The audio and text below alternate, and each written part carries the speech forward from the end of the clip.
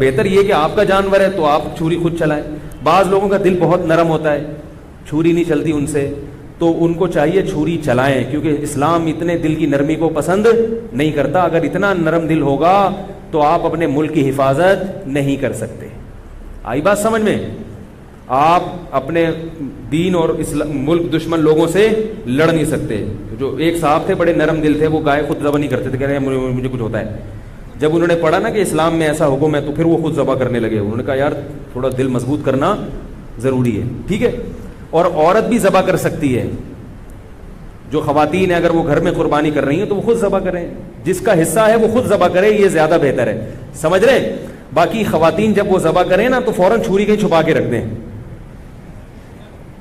वरना किसी वक्त आप भी ज़बह हो सकते हैं।